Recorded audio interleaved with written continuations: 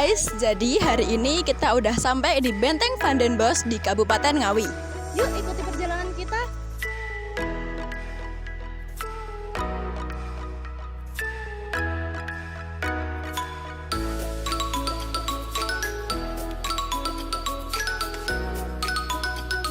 Nah, jadi di sebelah kanan saya ini ada foto Johannes van den Bosch yang merupakan Gubernur Jenderal Hindia Belanda yang ke-43 yang menjabat pada tahun 1830 sampai 1844.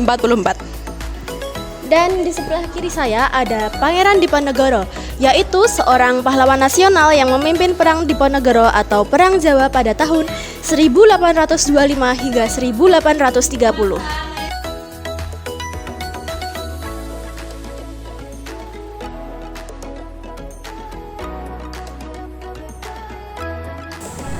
Di bagian timur dan barat benteng terdapat penjara yang terbagi menjadi 4 ukuran.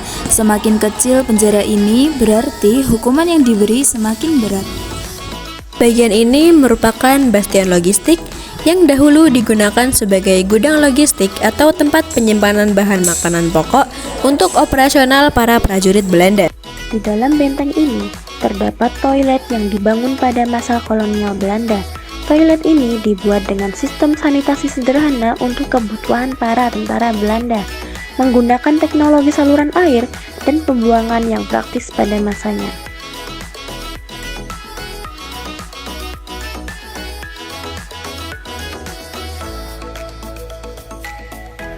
Pada masa penjajahan Belanda, sumur-sumur ini digunakan untuk membuang jenazah, tahanan, dan pekerja rodi.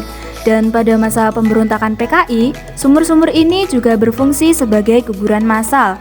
Sumur-sumur ini memiliki kedalaman hingga 200 meter, sehingga menambah aura misterius yang menyelimuti benteng.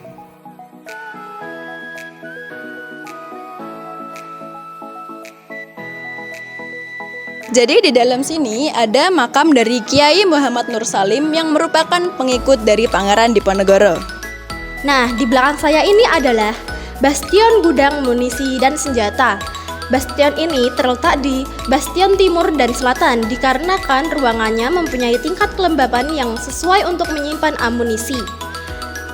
Tempat dua lokasi untuk menyimpan mesiu dan senjata kedua gudang tersebut berada di sudut timur benteng dan sudut selatan yang sekaligus digunakan sebagai penjara.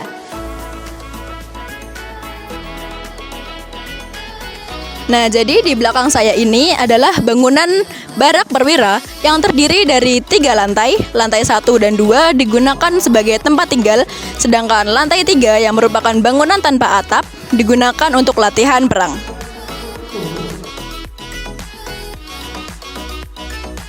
Di belakang kami adalah Barak Van den Bosch. Bangunan ini dahulu digunakan sebagai barak prajurit yang berada di sekeliling halaman yang ada di tengah-tengah benteng. Selain digunakan sebagai barak prajurit, gedung ini terdapat ruang istalis yang digunakan sebagai kandang kuda, yang digunakan untuk kuda beraktivitas. Di dalam benteng ini juga terdapat kafe yang dapat digunakan para pengunjung untuk beristirahat sembari menyantap sajian yang ditawarkan.